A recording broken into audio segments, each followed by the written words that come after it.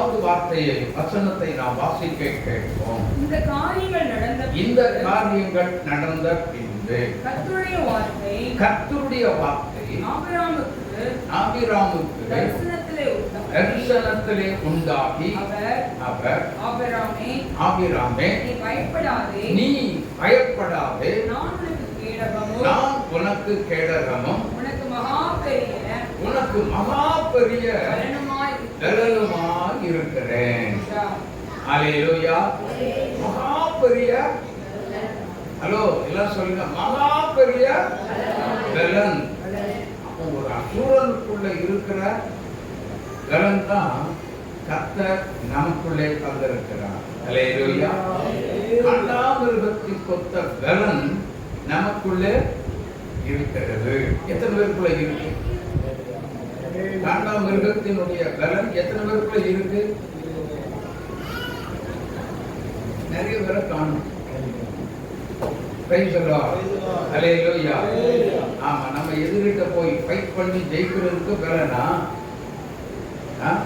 நம்மளை திட்டவங்களை அடிக்கிறதுக்கு பலனா? அது அல்ல. அதற்காக கர்த்தர் வன்முறைகளுக்கோ பிரச்சனைகளை உண்டாக்குகிறதற்கோ கர்த்தர் நமக்கு பலன் கொடுக்கிறதே இல்லை. ஆமென்.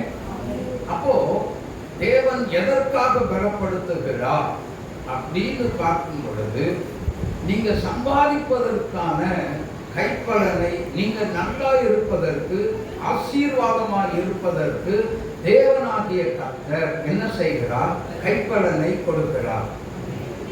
உபாகமம் 8ஆம் அதிகாரம் 17-18 வசனங்களை வாசித்து பாருங்கள். வாசிக்க கேட்போம். உபாகமம் 8:17-18. என் சாமர்த்தியமும் என் கைப்பலனும்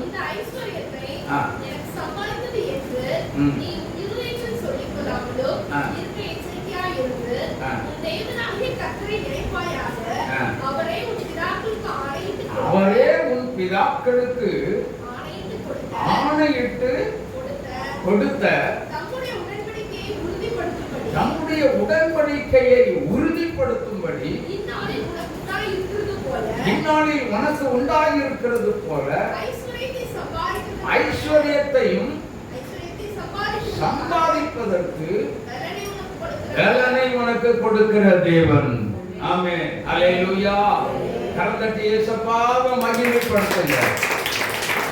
அப்பதான் அந்த கவனிங்க, இன்னைக்கு இந்த ஐஸ்வர்யத்தை சம்பாதிப்பதற்கு கர்த்தர் பலப்படுத்துகிறார் அப்படின்னு சொல்லி சொன்னா, தேவனுடைய ஆசீர்வாதம் உங்களுக்குள்ளே, உங்க குடும்பத்துக்குள்ளே, உங்க மனைவி பிள்ளைகளுக்குள்ளே இந்த ஆசீர்வாதங்கள், இப்பொழுது சொல்லப்படும் ஆசீர்வாதங்கள் எல்லாம் உண்மையில் வந்து உனக்கு பலிக்கும். அப்ப பலித்து விட்டது. நான் நினைக்கிறேன், நான் விசுவாசிக்கிறேன், இப்ப சொல்லப்பட்ட ஆசீர்வாதம் உண்மையில் வந்து என்ன செய்யப்பட்டு விட்டது? பலித்து விட்டது. ஆமென். முன்னாடி இருக்கிறவங்க 2 பேர் தான் சொல்றாங்க ஆமென். சத்தமா இதெல்லாம் சத்தமா சொல்லியிருக்காங்க. ஆமென்னா அப்படியே கடவுள். ஆமென். அப்ப உங்க மேல வந்து பலித்து விட்டது.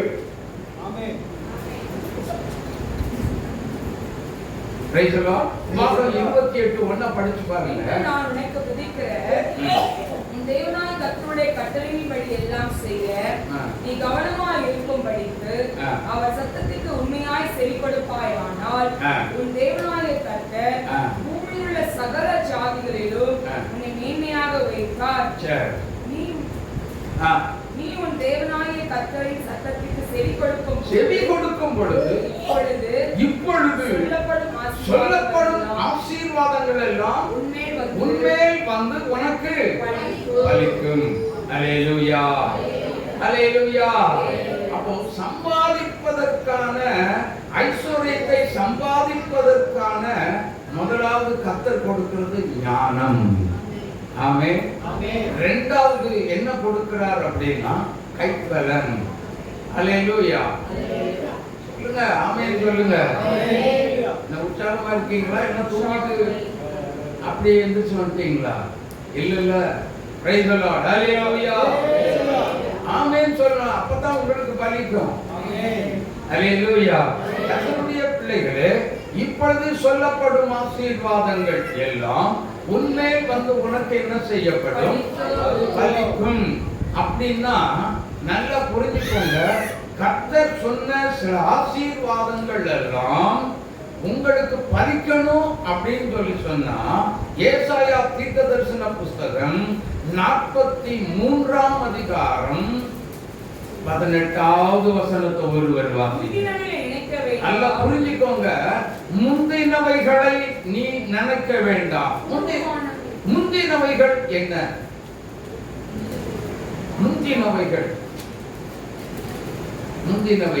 என்ன அப்படின்னு சொல்லும் பொழுது முந்தின காரியம் என்ன? பாவமான ஒரு காரியம், எகிப்தின் காரியம். ஆமென். அதுதான். அப்போ பழைய பாவங்களை நாம் களைய வேண்டும். இப்பொழுது சொல்லப்படும் ஆசீர்வாதம் எல்லாம் உனக்கு பலிக்கும். அவன் சொன்னது ரொம்ப நல்லா இருக்கு. ஆனா நீ இப்ப பாவத்தை மட்டும் விட்டுன்னு சொல்றீங்க பாத்தீங்களா, இதுதான் கொஞ்சம் ரொம்ப கஷ்டமா இருக்கும். அப்படியா? நான் சொல்றேன் வேணும்னா வேணும், வேண்டாட்டி வேண்டாம். நம்ம மனசுதான் விட்டு கொடுக்கிறது ஆண்டவருக்கு விரும்பும். ஆமென். அப்போ எகிப்தின் காரியங்கள், இந்த இஸ்ரவேல் ஜனங்கள் எகிப்தை விட்டு வெளியில வந்த பொழுது எதிரே செங்கடல் இருக்கிறது. பின்னாடி பார்த்தா பார்வோனின் சேனை. நடுங்குறாங்க, பயப்படுறாங்க. பயந்து மோசேயை பார்த்து சொல்லுகிறாங்க, ஏப்பா மோசே, அந்த அன்னைக்கே சொன்னோம், கேட்டியா? எங்களை வேலை செய்ய இப்படியே விட்டுறப்பா, நாங்க இப்படியே அடிமையா இருந்து செத்தே போறோம் அப்படின்னா. இப்ப பார் பின்னாடி வரோம், நாங்க மறுபடியும் எங்களை பிடிச்சு கொண்டு போனா நாங்க என்ன செய்வோம்? நாங்க எங்களை ரொம்ப கொடுமைப்படுத்திடுவாங்களே அப்படின்னு நாங்க நினைச்சு என்ன செய்யறாங்க, அவங்க மோசேக்கு எதிராக திரும்பி விட்டார்கள். அல்லேலூயா, அல்லேலூயா. இப்ப சொல்லட்டுமா, உங்க தொழில்ல பிரச்சனை வந்தா, நீங்க சம்பாதிக்கிறதுல கையின் பிரயாசத்துல நீங்க வேலைக்கு போகிறதுல பிரச்சனை உங்களுக்கு எதிராக, போராட்டம் உங்களுக்கு எதிராக வந்தால் நீங்கள் என்ன செய்ய போகிறீர்கள்? மனச நினைச்சு புலம்ப போறீங்களா? நான் அன்னைக்கு ரட்சிக்கப்படுறதுக்கு முன்னாடி நான் எப்படி இருந்தேன்? ரொம்ப நல்லா இருந்தேன். ஆனா இன்னைக்கு என்னைக்கு இயேசு கிறிஸ்துவை ஏற்றுக்கொண்டேனோ என் வாழ்க்கையில எல்லாமே போராட்டம் போராட்டம் போராட்டம், பிரச்சனை பிரச்சனை, நெருக்கம் நெருக்கம் தான். தொழில ஒண்ணுமே. எத்தனை பேர் அப்படி சொல்ல போறீங்க? முந்தினவைகளை நீ நினைக்காம இயேசுவை நினைக்க வேண்டும். அவருடைய பாடுகளை நினைக்க வேண்டும். அவர் நமக்காக சிந்தின ரத்தத்தை நினைக்க வேண்டும். ஆமென். என்னை நினைவுகூரும்படி இதை செய்யுங்கள் என்று திருமணம் பற்றி இருக்கிறார். நான் வருமளவும் என்னை நினைவு கூறும்படி அவருடைய ரத்தத்தையும் அவருடைய மாம்சத்தையும் பருகும்படி நமக்கு கட்டளை கொடுத்திருக்கிறார். அப்படின்னா தேவன் புதிய காரியத்தை செய்யறதற்கு நிறைய காரியங்களை உங்களுக்கு நல்ல வழிய இப்பவும் திறந்து கொண்டிருக்கிறார். நாம் இன்றும் அவருடைய வழியை அறியாமல் இருந்து புலம்பிக் கொண்டிருக்கிறோம். எத்தனை பேர் அப்படி இருக்கோம்? சத்துரு போராட்டமா எடுக்க மாட்டான். உங்களுடைய தொழிலுக்கு எதிராக அல்லது நீங்க செய்கிற வேலைக்கு எதிராக அவன் எழுப்பாம இருக்கவே மாட்டான். இருக்கவே மாட்டான். அவன் சும்மா இருந்தா நல்லா புரிஞ்சுக்கோங்க, சோம்பேறின்னு சொல்லி பேர் வச்சிருவான். அதனால அவன் என்ன செய்ய மாட்டான். ஹலோ, எங்கேயோ யோசிச்சுட்டு இருக்காங்க, அவன் என்ன செய்ய மாட்டான். பேசுங்க, சும்மாவே இருக்கவே மாட்டான். யார் ஜெபிக்கிறாங்க அப்படின்னு சொல்லி கணக்கை போட்டு ஜெபிக்கிறவங்க மேல எப்படின்னா சும்மா நாலு பேர் சுரண்டி பார்க்கறது அவங்களுடைய வேலை. ஏன் சுரண்டி பார்த்தாங்க காயம் ஆயிடுச்சுன்னு வைங்க, நேர ஆஸ்பத்திரிக்கு ஓட வைப்பான். உங்க கையில் பிரயாசத்தை என்ன செய்ய வைப்பான்? வேற பக்கம் போகிறதற்கு, உங்க ஆசீர்வாதம் கொடுங்கிறதுக்கு நிறைய பிளான் பண்ணி தான் உங்க பக்கத்துல மாஸ்டர் பிளான் பண்ணி தான் வருவோம். சின்ன பிளான்ல போடவே மாட்டோம். ஆமென், ஆமென். அப்போ நான் என்ன பண்ணிட்டு இருக்கிறேன்? அவன் என் பக்கத்துல வரும் பொழுது அவனுடைய காரியம் எனக்குள்ள ஒன்றுமே இருக்கக்கூடாது. இருக்குதா இல்லையா? இருக்குதா இல்லையா? அவன் காரியம் நமக்குள்ள இருக்குதா இல்லையா? இல்ல இல்ல. எத்தனை பேர் இல்லைன்னு சொல்றீங்க? கை தூக்குங்க. இல்லைன்னு சொல்றாங்க. இப்போ ஒரு கேள்வி கேட்டுருவேன் உங்களுக்கு. இல்லைன்னு சொல்லிட்டீங்கன்னா ஒரு கொஸ்டின் பண்ணிடுவேன். கலாத்தியர் 5:19 வசனத்தை படிங்க. படிங்க, நல்லா சந்தோஷமா படிங்க. மாம்சத்தின் கிரியைகள் கொஞ்சம் ஸ்லோவா படிச்சா பரவாயில்ல நினைக்கிறேன். விபச்சாரம், வேசித்தனம், அசுத்தம், காமவிகாரம், விக்கிரக ஆராதனை, வில்லி சூன்யம், பகைகள், இந்த பாருங்க, பகைகள், விரோதங்கள், வைராக்கியங்கள், கோபங்கள், சண்டைகள், பிரிவினைகள், மார்க்க பேதங்கள், பொறாமைகள், கொலைகள், இதெல்லாம் எதுலையாவது ஒன்றுல மாட்டி மீன் மாட்டி ஏதோ ஒரு தூண்டில மீன் மாட்டி இருக்குன்னு நினைக்கிறேன். யோசித்து பாருங்க. கோபம் வராம இருக்குதா? வைராக்கியம் இல்லாம இருக்குதா? யோசித்து பாருங்க. இருக்குதா இல்லையா? இருக்குன்னு சொல்லும் போது நாங்க எப்படி இல்லைன்னு சொல்ல முடியும்? யோசித்து பாருங்க.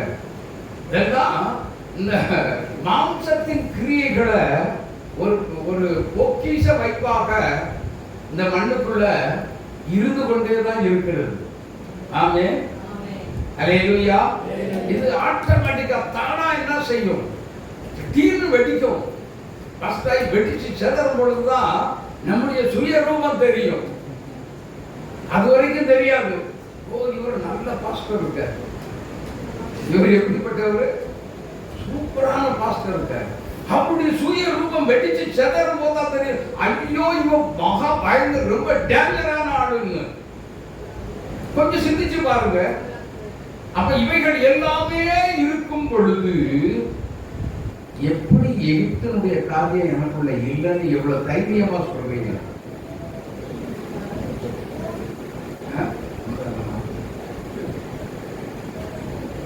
இல்லைன்னு சொல்றதை ஏற்றுக்கொள்ள நான் ஏத்துக்கலாம், அவர் ஏற்றுக்கிடவே மாட்டார். ஆமென், ஆமென். அவருக்கு முன்பதாக எல்லாருமே குறைவுள்ளவர்கள் தான், எல்லாம் நிறைவானவர்கள் இல்லை.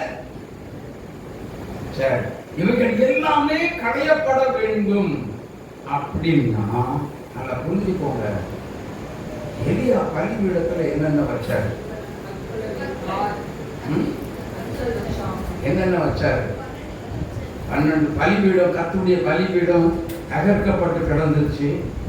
12 கோத்திரத்தின்படி 12 கற்களை எடுத்து பலிபீடத்தை கட்டினார் இல்லையா? சரி, கட்டி முடிச்சிட்டாரு. ஒரு வாய்க்காலை உண்டாக்குனாரு. அதுல என்ன வச்சாரு? விறகு வச்சாரு. ஆடையை துண்டிச்சு மாம்சத்தை கொண்டு வச்சாரு. வேற என்ன பண்ணாரு? தண்ணியை ஊத்தினாரு. தண்ணியை ஊத்தி நல்லா ஈரமாக்கிட்டாரு. ஈரமாக்குன பிற்பாடு 450 தீர்க்கதரிசிகளுக்கு முன்பதாக ஒரு ஆடு என்ன பண்ணாரு? தைரியமா நின்று, ஆண்டவரே அவர் என்னை கேட்கறோங்கிற வார்த்தைக்கு முன்னாடி இன்னொரு வார்த்தை சொல்றாரு பாருங்க. ஆண்டவரே, நான் உம்முடைய வார்த்தையின்படியே இதை செய்தேன். அதுதான் ரொம்ப முக்கியம். ஹலோ, உம்முடைய வார்த்தையின்படியே நான் இதை செய்தேன். சரி, அப்போ தேவனுடைய சித்தத்தின்படி செய்து தேவனுடைய சித்தத்தின்படி தொடர்ந்துள்ள தொழில்கள் தான் தேவன் கையின் பிரயாசங்களை என்ன செய்கிறார், இதை பார்த்து கொண்டிருக்க. ஆமென், ஆமென். தேவன் நமக்கு, கர்த்தர் நமக்கு ஏற்படுத்தி கொடுக்கப்பட்ட அந்த தொழிலை யாராலும் ஜெயிக்கவே முடியாது. அல்லேலூயா, அல்லேலூயா. எனக்கு அன்பான தேவனுடைய பிள்ளைகளே, நன்றாக கவனிக்க வேண்டும். அப்போ உம்முடைய சித்தத்தின்படி செய்து, அதுக்கப்புறம் தான் சொன்னார், இந்த ஜனங்கள் எல்லாம் உண்மை அறியும்படி என்னை கேட்டறலும். அப்புறம் எத்தனை நேரம் சொல்றாரு? 2 டைம் தான், 2 டைம்.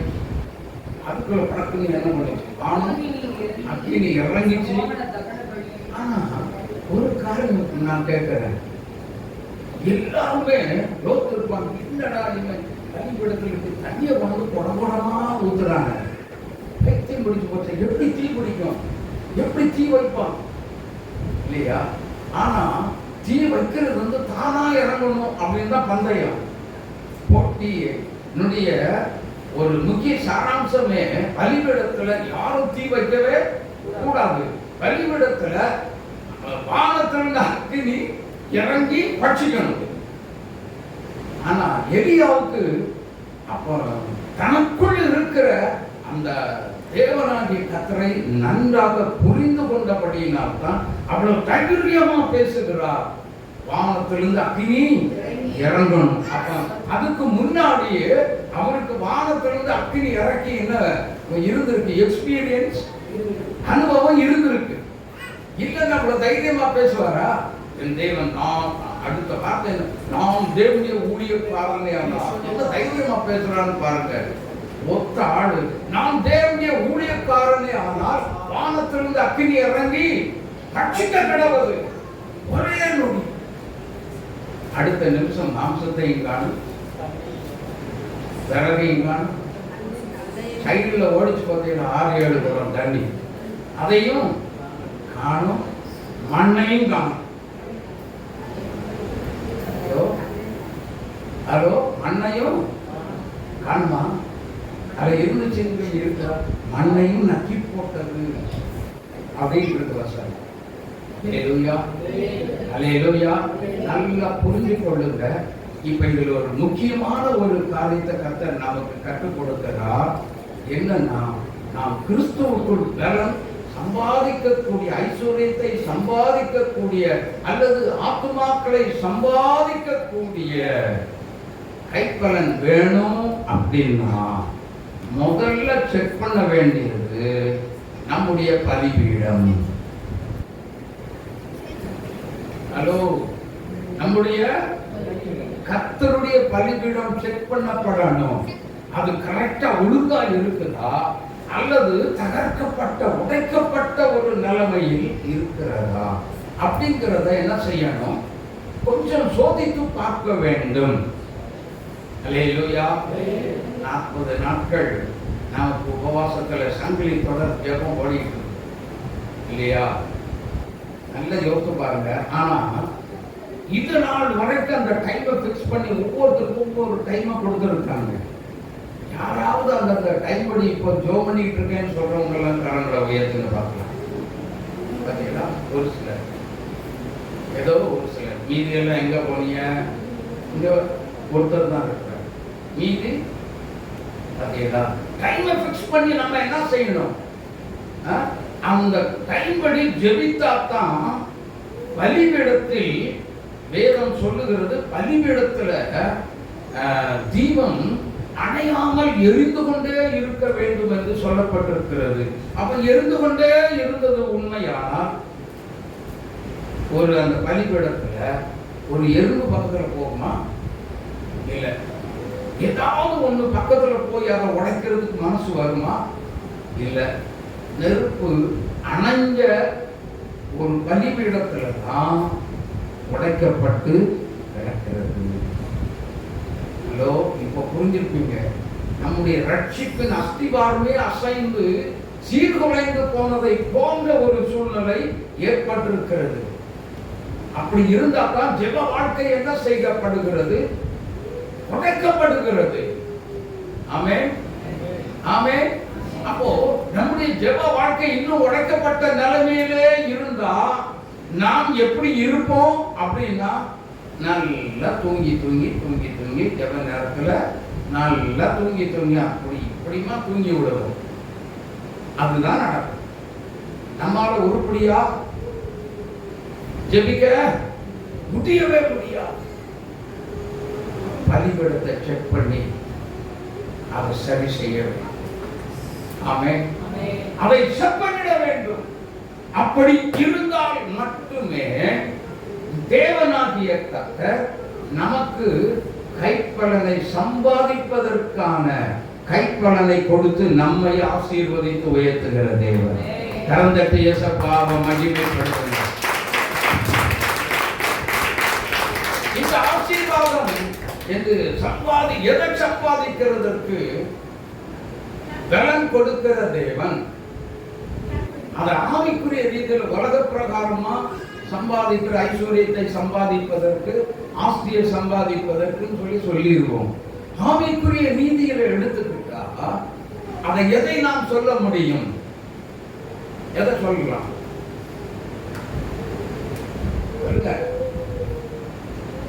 மார்க்கு எழுதின சுவிசேஷம் 16ஆம் அதிகாரம் 15வது வசனத்தை படிங்க.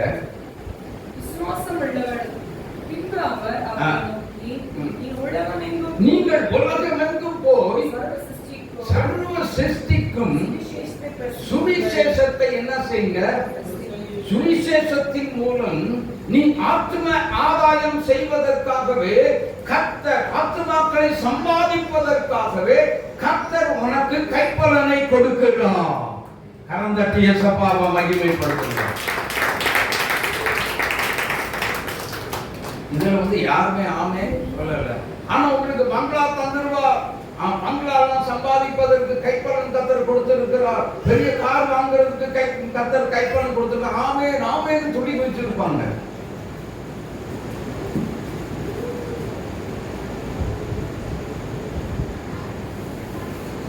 முதலாவது தேவனுடைய ராஜ்யத்தை கட்டி இந்த உலகத்தில் எழுப்புவதற்கு கர்த்தர் கைப்பலத்தை கொடுக்கிற ஆண்டவராக இருக்கிறார். ஹல்லேலூயா. தேவ ராஜ்யத்தை கட்டி எழுப்புகிறதற்காகவே கர்த்தர் நமக்கு கைப்பலனை கொடுக்கிற தேவன். அதனால தான் கண்ணாடுகிற மனங்கால்களை கர்த்தர் பலப்படுத்துகிற தேவன். மனங்காலில் யுத்தம் இல்லாம தேவனுடைய ராஜ்யத்தை யாராலும் கட்டி எழுப்ப முடியவே முடியாது. ஆமென். இப்ப சொல்லுங்க, எதுக்கெல்லாம் பலன் வேணும்? ஆத்துமாக்களை சம்பாதிப்பதற்கு, தேவ ராஜ்யத்தை, அடுத்த ஸ்டெப் தேவனுடைய ராஜ்யத்தை கட்டி எழுப்புவதற்கு. இப்போ நல்லா புரிஞ்சுக்கோங்க, இது இந்த ரெண்டையும் போக்கஸ் பண்ணி ஒரு தேவ பிள்ளை, கர்த்தருடைய பிள்ளை செயல்பட்டா உங்க கையின் பிரயாசம் என்ன செய்யப்படும்? ஆசீர்வதிக்கப்படும். கரமட்டி. அந்த ஆசீர்வாதத்தின் மூலமாகத்தான் உங்களுக்கு காரு, பங்களா, சகலமும் ஏற்படுத்தி கொடுத்துருவார். ஆமென். அப்ப அது எப்படி? முதலாவது தேவனுடைய ராஜ்யத்தையும் அவருடைய நீதியையும் தேடணும். அப்பதான் நமக்கு கைப்பலன் வரும். ஆமென். இப்ப சொல்லுங்க, என்னை பலப்படுத்துகிற, சத்தமா சொல்லுங்களேன், என்னை பலப்படுத்துகிற பலன் உண்டுன்னு சொல்லிட்டு சபைக்கு வெறுங்கையா நீ வரக்கூடாது. ரெண்டு கை வச்சிருக்கீங்கல்ல, இங்க ஒரு குடும்பம், வலது கையில ஒரு குடும்பம், இடது கையில ஒரு குடும்பத்தை கூட்டிட்டு என்ன செஞ்சிருக்கணும்? சபைக்கு வந்திருக்கணும். நீ சுவிசேஷம் சொல்ல வேண்டும். அல்லேலூயா, அல்லேலூயா. அது செய்ய மாட்டோம், அதுக்கு கஷ்டமா இருக்கும். அதெல்லாம் சொல்லிடுவோம், உடனே சொல்லுவோம். அதெல்லாம் எனக்கு என்ன எங்க நாட்டை ஏரியாவில் பயங்கர எதிர்ப்பு இருந்தா என்ன, அடிக்கத்தானே இருக்க செய்வாங்க, சாகடிக்க மாட்டாங்க இல்ல, சாகடிக்க மாட்டாங்கல்ல, அடிச்சாலும் இயேசுநாதர் நமக்காக எத்தனை அடி வாங்கினார். தொழு மரத்தில் இப்படி கட்டி வச்சு கையை ரெண்டும் இப்படி கட்டியாச்சு, அடி விழுகுது, சும்மா சர மாதிரியா விழுகுது. 39 அடி பிச்சுக்கிட்டு அதோட கொக்கி சதையை கிழிச்சுக்கிட்டுலாம் வருது. யாருக்காக இந்த பாடு? யாருக்காக இந்த பாடு? யாருக்காக இந்த கஷ்டம்? உங்களை என்னை மீட்பதற்கான அவருடைய ரத்தம் சிந்தப்பட்டது, அவருடைய சரீரம் கிழிக்கப்பட்டது. கொஞ்சமாவது யோசிக்க வேண்டாம். அந்த உலக பிரகாரமான ஐஸ்வர்யத்தையும் ஆசையும் தேடிட்டு இருந்தா நான் ஒரு கிறிஸ்தவனே இல்லை, தெரியுமா உங்களுக்கு? உலக பிரகாரமான ஆஸ்தியையும் பங்களாவையும் காரையும் கோடி கோடியான பணத்தையும் நான் தேடிக்கிட்டே இருந்தேன்னா நான் உண்மையான கிறிஸ்தவன் அல்ல. அதுக்காக அது தேவையில்லைன்னு நான் சொல்ல வரல, அது தேவை. இந்த உலகத்துல வாழுகிற வரைக்கும் அப்படிப்பட்ட ஒரு ஆசீர்வாதமும் ஐஸ்வர்யமும் நமக்கு தேவை. அதனால அது தேவை. அது என்ன செய்யப்படணும் அப்படின்னா சிலர்கிட்ட நிரந்தரமா இருக்கும், சிலர்கிட்ட வந்துட்டு உடனே கீழே இறங்கி ஓடி போயிடும், அது காணாம போயிடும். அது காணாமல் போக இருக்கிறதுக்கு தான், அது ஒரு அசையாமல் நம்மோடு கூட இருப்பதற்கு தான் முதலாவது கர்த்தருடைய ராஜ்யத்தையும் அவருடைய நீதியையும் தேடுங்கள். அப்பொழுது இவைகள் எல்லாம், நீங்க நினைக்கிற இவைகள் எல்லாம், நீங்கள் இந்த உலகத்துக்குரிய காரியங்களை எதெல்லாம் நமக்கு தேவைப்படுது என்று சொல்லி நீங்கள் நினைத்து வைத்திருக்கிறீர்களோ அப்பொழுது இவைகள் எல்லாம் உங்களுக்கு என்ன செய்யப்படும்? குறைச்சலாம் தரமாட்டார், கூட தான் கொடுக்கப்படும். நீங்க நினைச்சதை விட சீரும் சிறப்புமா தான் கர்த்தர் செய்ய போகிறார். ஹல்லேலூயா, ஹல்லேலூயா. ஆமா, தேவனுடைய பிள்ளைகள் நன்றாக கவனிக்க வேண்டும். அப்போ அந்த உலக பிரகாரமான ஆசீர்வாதத்தை மாத்திரம் சம்பாதிப்பதற்கு பலத்தை கொடுத்த கர்த்தர் நம்முடைய தேவன் இல்லை. ஆத்துமாக்களையும் சம்பாதித்து தேவ ராஜ்யத்தை கட்டி எழுப்புவதற்காகவே தேவனாகிய கர்த்தர் நம்மை பலப்படுத்துகிற தேவனாக இருக்கிறார். ஹல்லேலூயா. எத்தனை பேர் விசுவாசிக்கிறீங்க? ஹல்லேலூயா சொல்லுங்க. அடுத்தது என்னன்னா 1 தீமோத்தேயு 1ஆம் அதிகாரம் 12வது வசனத்தை ஒருவர் வாசிப்பீங்க.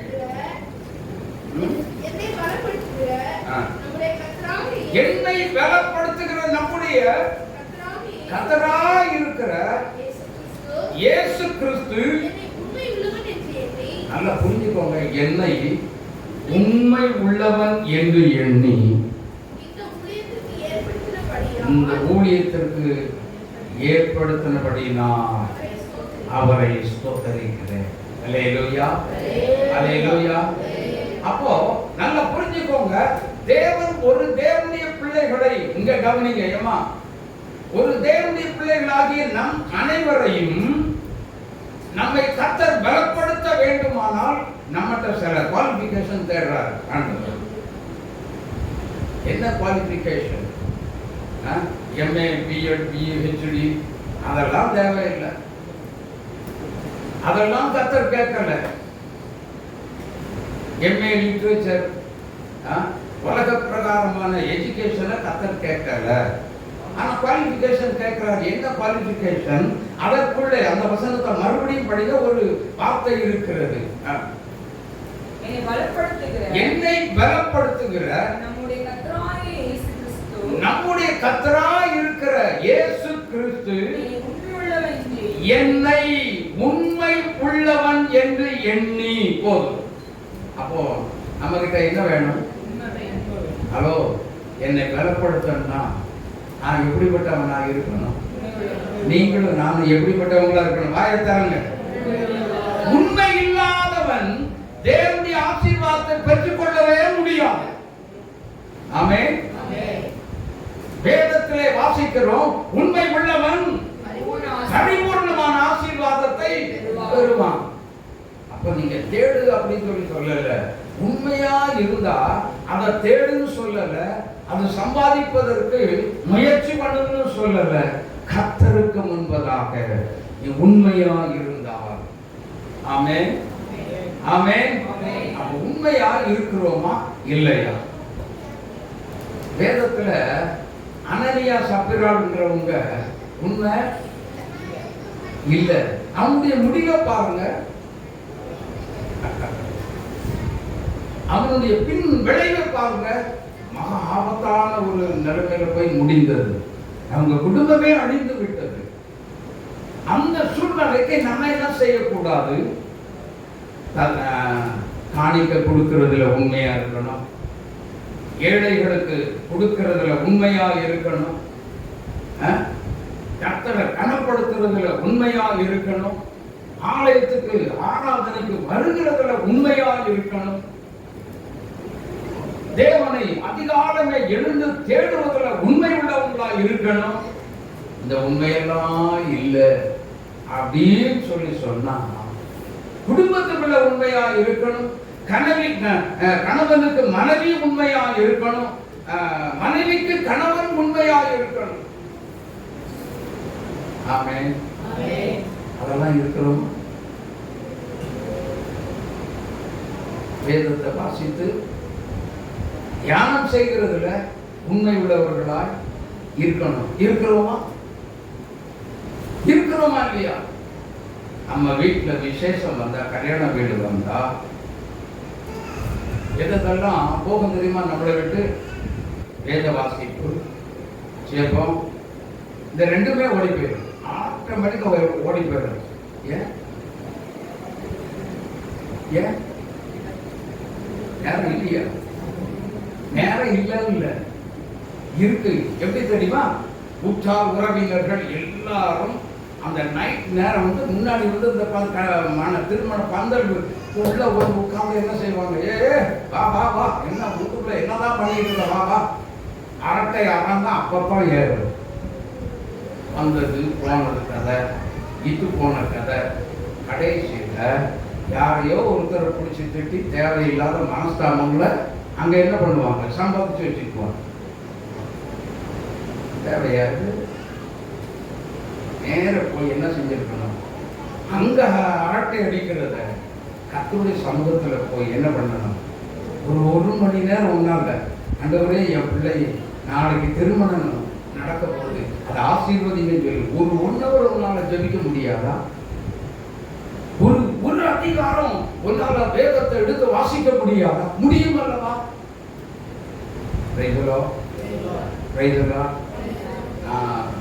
என் கல்யாணத்தோடலாம் பைபிள் படிச்சு ஜோமனிக்கு தான் எங்க வீட்டை விட்டு பெண் வீட்டுக்கு கிளம்பும். அது வரைக்கும் தப்பு அடிச்சுட்டு கீத வாக்கியங்கள் வாசித்துக் கொண்டே தான் இருந்தான். யார் அப்படி போனது? நான் ஒரு கல்யாணத்துக்கு போயிருந்தேன். நல்லா புரிஞ்சுக்கோங்க. அங்க தாலியை ஐயர்வாடு எடுத்து கையில கொடுக்கிறார். தாலியை அவர் கையில வாங்கி அவர் கையில வச்சு ஜெபம் பண்ணி தாலி கட்டுறாரு. எங்கேயாவது பார்த்துருக்கீங்களா இப்படிப்பட்ட ஒரு மாப்பிள்ளைய?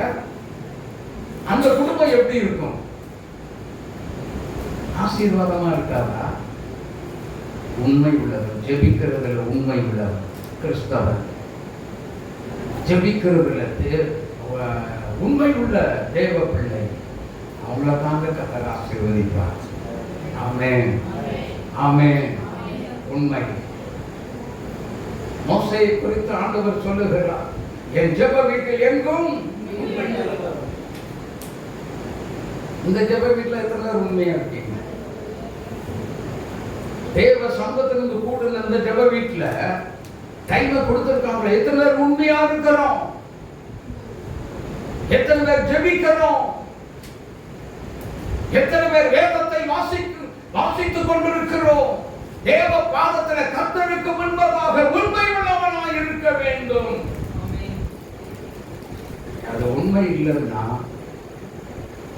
லைஃப்லாம் முன்னேறவே முடியாது. ஆமென். லைஃப்லாம் முன்னேறவே முடியாது. உண்மை வேணும். உண்மை ஒருபோதும் தோற்று போகாது. வெற்றி பெற வைக்கும். ஜெயம் கொண்டு வரும். உன்னை தேடி கொண்டு வரும். எனக்கு அன்பானவர்களே, அப்படின்னா ஒரு நல்ல வியாபாரம் வருது. இப்போ நான் தம்பியவே ஆண்டனி எடுத்துக்கோங்க, ஸ்வீட் கடை வச்சிருக்கிறார். நல்ல ஒரு அருமையான ஒரு பெரிய ஒரு பல கோடிக்கே ஆர்டர் வருதுன்னு வச்சுக்கோங்க. ஆனால் அவருக்கு ரொம்ப தர மட்டத்துக்கு கேட்டாலும் அதுக்குரிய மெட்டீரியல் போட்டால் தான் அவருக்கு என்ன கட்டுப்படி ஆகும். அவங்க கேட்குற ரேட்டு என்னால் முடியாதுன்னா முடியாதுன்னு சொல்லி அனுப்பிடுறாங்க. அதுக்காக டூப்ளிகேட் வேலைகள்லாம் கண்டிப்பாக நம்ம என்ன செய்யக்கூடாது. அதில் உண்மை உள்ளவங்களாக இருந்து அவங்களுடைய ஆசீர்வாதத்தை பெறணும் அப்படின்னா அந்த ரேட்டுக்கு எவனுமே எங்கேயுமே கொடுக்கவே மாட்டான். நீங்கள் தான் குறைச்சி சொல்லியிருப்பீங்கன்னு நான் நினைக்கிறேன். ரைட்டுவா? கொஞ்சம் யோசித்து பாருங்க. நீங்கள் ஆவிக்குரிய வாழ்க்கையில் இப்படிப்பட்ட ஒரு உண்மை உள்ளவங்களா தேவனுக்கு முன்பதாக இருக்கிறோமா இல்லையா?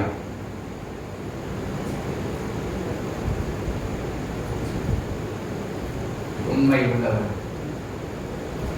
ஒருவன் உண்டோ என்று பார்க்க தேவன் மன்புத்திரரை கண்ணோக்கி ஒருவனும் இல்லை. ஆமென்.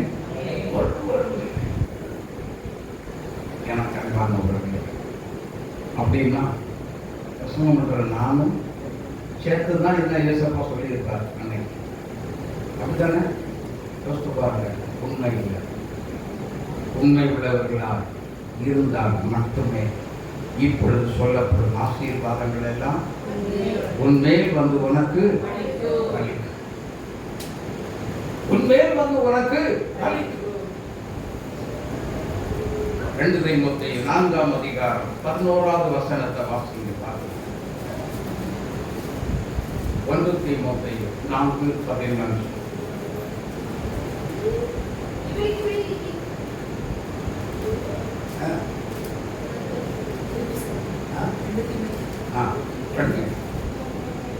எஸ், 2 தீமோத்தேயு 4:11.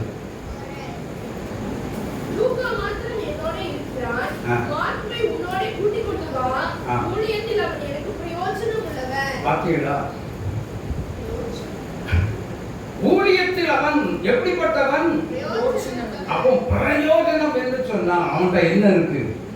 உண்மை இருக்கு. அதனால்தான் பிரயோஜனம் உள்ளவன் சொல்லி அவனை குறித்து ரெஃபர் பண்ணுகிறான், சப்போர்ட் பண்ணி பேசுறார். அவனை கூப்பிட்டுங்க. அவன் உண்மை உள்ளவன். ஹல்லேலூயா, ஹல்லேலூயா. அவன் போய் பேசவே மாட்டான். யோபுவை குறித்து ஆண்டவர் சொல்லுகிறார், உண்மையும் உத்தமமானவன், சன்மார்க்கன், உத்தமமானவன், தேவனுக்கு பயப்படுகிறவன். தேவனுக்கு பயப்படுகிறவன் என்ன இருக்கும்? உண்மை கண்டிப்பா இருக்கும். அதனால தான் கர்த்தர் நம்முடைய பின் வாழ்க்கையில் அவ்வளவு காரியத்தை இழந்த பிற்பாடு செல்வத்தை எல்லாவற்றையும் இழந்து ஒரே நொடியில ஒரே நாள்ல எல்லாவற்றையும் இழந்து வெறுங்கையா நின்ற பூமியில. ஆனா அவனுடைய பாடுகளின் முடிவுல தேவன் இரட்டத்தனையான ஆசீர்வாதத்தை கர்த்தர் கொடுத்தார். ஏன் நம்மளை ஆசீர்வதிக்க மாட்டாரா? நம்மளை ஆசீர்வதிக்கவே மாட்டாரா? ஆனா ஒன்னே ஒன்றை தேடுறார், உண்மை. உண்மை. ஹல்லேலூயா. உண்மையை தேடுறார். எனக்கு அன்பான தேவனுடைய பிள்ளைகளே, சரி, அடுத்தது வாசிங்க. மீகா 3ஆம் அதிகாரம் 8வது வசனம் வாசிங்க. எதுலெல்லாம் பெறப்படுறோம் வாசிங்க. 3:8. நானோ யாக்கோபுக்கு அவன் மீறுதலையும் இஸ்ரவேலுக்கு அவன் பாவத்தையும் அறிவிக்கும்படி கர்த்தருடைய ஆவி அவருடைய பலத்தினாலும், கர்த்தருடைய ஆவியானவர் கொடுத்த பலத்தினாலும், ஞானத்தினாலும் பராக்கிரமத்தினாலும் நிரப்பப்பட்டிருக்கிறேன். என்ன எதெல்லாம் சொல்றதற்கு வசனத்தை மறுபடியும் படிங்க. நானோ யாக்கோபுக்கு நல்லா புரிஞ்சுக்கோங்க, யாக்கோபுக்கு அவனுடைய மீறுதலை என்ன செய்யணும்? சுட்டி காட்ட வேண்டும். இஸ்ரவேலுக்கு அவன் பாவத்தையும் அறிவிக்கும். இஸ்ரவேலுக்கு அவன் பாவத்தை என்ன செய்யப்பட வேண்டும்? அறிவிக்கப்பட வேண்டும். இதற்காகத்தான் பரிசுத்த ஆவியினாலும் தேவ ஞானத்தினாலும் கர்த்தர் என்னை நிரப்பினார். ஆமென். சரி, இப்போ நான் கேட்கிறேன், உங்களுடைய ஒவ்வொரு பாவத்தையும் ஆவியானவர் அடிமையின் மூலமாகவோ அல்லது பக்கத்துக்கு ஏதோ ஒரு தீர்க்கதரிசியின் மூலமாகவோ வெளிப்படுத்துறார் அப்படின்னு சொல்லி வைத்துக் கொள்ளுங்க. இங்க கவனிங்க, 4 பேர் மத்தியில வச்சு இப்படி கேவலப்படுத்துகிறார். அல்லேலூயா. திருச்சிக்கு முதல் முறையாக ஒரு சபைக்கு போயிருந்த பொழுது அங்கே ஒருவரை ஜெபிக்கும்படி என்னிடத்தில் கூட்டிக் கொண்டு வந்தார். ஆண்டவர் அவர்கிட்ட தலையில கை வச்ச உடனே சொல்றாரு, இவன் மதுபான பிரியர் அப்படின்னு சொல்றாரு. மதுபானத்துக்கு இவன் அடிமையாக இருக்கிறான் அப்படின்னு சொல்லிட்டு அப்படியே ஸ்டார்ட் பண்ணிட்டார். அப்ப நான் என்ன பண்றது? எனக்கு எல்லாம் நிறைய பேர் சுத்தி நிற்கிறாங்க. ஆள் நல்லா இருப்பார், ஜபான் மாதிரி. அப்ப நான் கேட்டேன், நான் ஜெபிக்க ஆரம்பிக்கிறேன். தலையில மட்டும் கை வச்சிருக்கேன். கண் விழித்த அந்த தம்பியை கேட்டேன், தண்ணி அடிக்கிறீங்களோன்னு கேட்டேன். அவர் அப்படியே பார்க்குறாரு. மக்களெல்லாம் திரும்பி பார்க்குறாரு. எப்படி சொல்ல முடியும்? சிரிச்ச உடனே கண்டுபிடிச்சிட்டேன், தண்ணி அடிக்கிறார். முதல்ல அதை விடுங்க, நிறுத்துங்க. அதுதான் உங்க குடும்பத்துல பயங்கர கஷ்டத்தை கொண்டு வருது. உங்க குடும்பத்துக்குள்ள உங்களுக்கு எதிரான பிரச்சனை வருவதற்கு முதல் ரீசனே அதுதான். 2வது, உங்க வேலையில பிரச்சனை வருதுன்னு சொல்றீங்க, அதுக்கும் அதுதான் காரணம். அதை முதல்ல நிறுத்துங்க. ஆட்டோமேட்டிக்கா எல்லா வேலையும் சரியாயிட்டு அப்படி என்று சொல்லிவிட்டு அவருக்காக ஜெபம் பண்ணிவிட்டு வந்துவிட்டு 3 மாதம் கழித்தது அவருடைய ஒய்ஃப் வந்தாங்க. அதே கூட்டத்திற்கு வந்தாங்க. ஐயா, இன்னும் அவர் திருந்தின பாடு இல்லை, வீட்டுக்குள்ள கஷ்டம் இன்னும் கொஞ்சம் பாடு இல்லை, கீழ்ப்படிய மனசு இல்லை. கீழ்ப்படியாதவனுக்கு ஆசீர்வாதம் வரவே வராது. உண்மை உள்ளவனுக்கு வரும், கீழ்ப்படுகிறவனுக்கு வரும். ஆமென். அல்லேலூயா. எனக்கு அன்பான தேவனுடைய பிள்ளைகளே, இன்று நம்முடைய வாழ்க்கையிலும் நாம் கர்த்தருக்கு முன்பதாக உண்மை உள்ளவர்களாக இருக்க வேண்டும். 2வது, எப்படிப்பட்டவர்களாக இருக்கணும்? தேவனுக்கு கீழ்ப்படிதல் உள்ளவங்களா இருக்கணும். கர்த்தர் சொல்றதெல்லாம் அவங்க மக்கள் கேட்டு கீழ்ப்படிந்தா மட்டும்தான் ஆசீர்வாதம். அப்படித்தானா? 28 உபாகம் 28:1 அப்படித்தான் சொல்லுது. படிங்க, மறுபடியும் படிங்க. 28 முதலாவது வசனம். நான் உனக்கு விதிக்கிற உன் தேவனாய கர்த்தருடைய கட்டளையின்படி எல்லாம் செய்ய நீ கவனமாய் இருக்கும்படிக்கு அவர் சத்தத்துக்கு உண்மையாய் செவிகொடுப்பாயானால் உன் தேவனாய கர்த்தர் பூமியிலுள்ள சகல ஜாதிகளிலும் உன்னை மேன்மையாக உயர்த்துவார். அவருடைய சத்தத்துக்கு உண்மையாய், அவர் சத்தத்தை கேட்பதற்கு எப்படி இருக்காங்க? சத்தத்தை கேட்பதற்கு எப்பவும் சத்தம் கேட்கும். எப்ப சத்தம் கேட்கும்? ஆண்டவருடைய குரல் எப்போ கேட்கும்? இங்க நல்ல தேவ சமூக பழக்கம் உள்ளவங்களுக்கு எப்பவுமே கேட்டுக்கொண்டு எப்பவுமே கேட்டுக்கொண்டே இருக்கும். வழியில நீங்க போனாலும் சரி, பைக்கில் ஓட்டிட்டு போனாலும் சரி, காரை ஓட்டிட்டு போனாலும் சரி, எப்பொழுதுமே நம்ம கூட பேசிக்கொண்டே வருவார். ஆமென். ஆனா கொஞ்சம் ஏதோ ஆபத்து நாசமோசம் வந்துடக்கூடாதுன்னு சொல்லி ஆண்டவரே நீங்க போங்கன்னு சொல்லி ரொம்ப பயந்து பயந்து ஓட்டுவாங்க பார்த்தீங்களா, அந்த மாதிரி ஆட்கிட்ட பயப்படாத நான் வரேன் அப்படின்னு சொல்லிட்டு நிறுத்தியிருப்பார். ஆனால் சில வார்த்தைகளை கட்டளைகளை கொடுத்துட்டு கமாண்ட்மெண்ட்ஸ் கொடுத்துட்டு இதற்கு நீ கீழ்ப்படிஞ்சாத உனக்கு ஆசீர்வாதம் என்று சொல்லுவதை நம்ம என்ன செய்கிறோம்? நம்ம என்ன செய்கிறோம்னா கீழ்ப்படியாம நம்முடைய மாம்சத்தின் முயற்சியில சில காரியங்களை செய்து தோற்று போகிறோம். ஆமென். அந்த மாம்சத்தின் காரியங்கள் தோல்வியில முடியுங்கிற அறிவு நமக்கு இல்லை. அதனால தான் நம்ம இதை செய்கிறோம். ஆண்டவர்கிட்ட கேட்டு கேட்டு ஜெபத்துல தேவனுடைய குரலை எப்ப கேட்க முடியும்? எப்ப கேட்க முடியும்? அதிகார வேலை ஜெபிக்கிறவன் கேட்க முடியும். ஆமென், ஆமென். அதனால தான் இயேசு கிறிஸ்து டைமை தேர்ந்தெடுத்தார். மார்க் சுவிசேஷம் 1:35 வாசித்து பாருங்கள். அவர் அதிகாலையில் இருட்டோட எழுந்திருந்து வனாந்தரமான ஓர் இடத்திற்கு போய் அங்கே என்ன பண்ணார்? பகலில் குளிர்ச்சியான ஒரு வேளை. அல்லேலூயா. ஜெபிக்கிற தேவன் பிதாவை நோக்கி ஜெபிக்கிறார். என கண்பானவர்களே, அப்போ கர்த்தர் ஜெபிக்கிறதுலையும் நமக்கு உண்மையா இருக்கின்ற ஒரு முன்மாதிரியா இருந்து காட்டி விட்டார். அல்லேலூயா. அப்ப அவருடைய அடிச்சுவடுகளின் வழியில நம்ம நடக்கிறத நாம் நடந்து தேவனுடைய ஐஸ்வர்யத்தை நாம் பெற்றுக்கொள்வதற்கு இல்லாம சைடு வழியே சில தந்திரத்தெல்லாம் செய்து உபாயங்களை தேடி என்ன செய்கிறோம்? என்ன செய்யறோம்? எல்லா ஆசீர்வாதத்தை இழந்து பெருங்கையா போய் நிற்க வேண்டிய ஒரு சூழ்நிலை வந்து விடுகிறது. இந்த சூழ்நிலை மாறுவதற்கு உண்மை உள்ளவர்களாக இருப்போம், கீழ்ப்படுகிற தேவ ஜனமாக இருப்போம். கர்த்தர் நம்மை பலப்படுத்தி நம்மை ஆசீர்வதிப்பார். ஆமென். உண்மையா இருப்பதற்கும் கர்த்தருடைய பலன் வேணும், கீழ்ப்படிவதற்கும் கர்த்தருக்கு கீழ்ப்படிவதற்கும் தேவனுடைய பலன் வேணும். ஆனப்படினா இந்த விதமான காரியங்களை செய்வதற்கு தேவன் நம்மை பலப்படுத்துவாராக. ஆமென், ஆமென். ஜெபிக்கலாம்.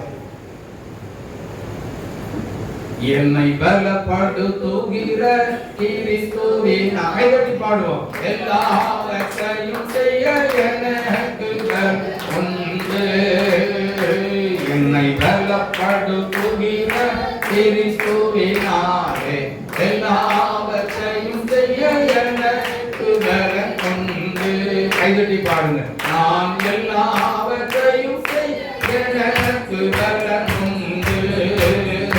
என்னை பலப்படுத்துகிற கிறிஸ்துவினாலே எல்லாவற்றையும் செய்ய எனக்கு பலன் உண்டு.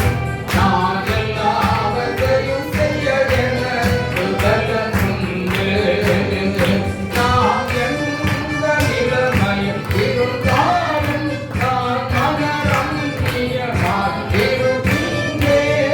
பட்டினியாக இருந்தாலும் பரிவுரணம் அடைந்தாலும் ஆண்டிருக்கவும் வாழ்ந்திருக்கவும் போதிக்க மாட்டேன். நான் தாண்டிருக்கவும் வாழ்ந்திருக்கவும் போதிக்க மாட்டேன். என்னை பலப்படுத்துகிற கிறிஸ்துவினாலே எல்லாவற்றையும் செய்ய எனக்கு பலன் உண்டு. நான் எல்லாவற்றையும் செய்ய எனக்கு பலன் உண்டு. என்னை பலப்படுத்துகிற கிறிஸ்துவினாலே எல்லாவற்றையும் செய்ய எனக்கு பலன் உண்டு. நான் எல்லாவற்றையும் செய்ய எனக்கு பலன் உண்டு. உண்மையாக இருக்கிற பலன் இருக்குதா? கர்த்தருக்கு கீழ்ப்படிக்கிறதுக்குரிய ஒரு பலன் இருக்கிறதா? பாட்டை பாடிக்கீழே உண்மை உள்ளவர் தான் பரிபூர்ணமான ஆசீர்வாதத்தை பெற முடியும். மற்றவர்களுக்கு இல்லை, கீழ்ப்படிந்தவங்க தான் தேவனா பலப்படுத்தப்படுவாங்க. அவங்க தான் ஆசீர்வாதத்தை பெற்றுக்கொள்ள முடியும். இயேசுவே கீழ்ப்படிவோம், சத்தியத்திற்கு கீழ்ப்படிவோம். கேட்ட சத்தியத்திற்கும் சத்தியத்தை கொடுத்த ஆவியானவருக்கும் உண்மை உள்ளவர்களாக இருப்போம். கர்த்தர் நிச்சயம் நம்மை அமர்விதமாய் ஆசீர்வதிப்பாராக. கோடாகோடியாக உன்னை பெருக பண்ணி உன்னை ஆசீர்வதித்து இந்த உலகத்தில் உயர்த்தி ஆசீர்வதிப்பாராக. ஆமென். ஆமென். ஜெபிக்கலாம். நல்ல பிதாவே, எங்கள் ஆண்டவரே இயேசு கிறிஸ்துவின் பரிசுத்தமுள்ள நல்ல நாமத்தில் அப்பா வேளையிலும் இல்லை ஒரு ஆசீர்வாதமான செய்தியை கொடுத்து எங்களை ஆசீர்வதித்து உயர்த்தினீங்க, மகிமைப்படுவீங்க. மக்கள் நன்றி. அந்த பிள்ளைகளை எல்லாத்தையும் ஆசீர்வதிப்பீர்களா, மகிமையின் இறங்கி ஆசீர்வதித்து உயர்த்துவதா, பலப்படுத்துகிற வழியாக இயேசுவின் நாமத்தில் பிதாவே.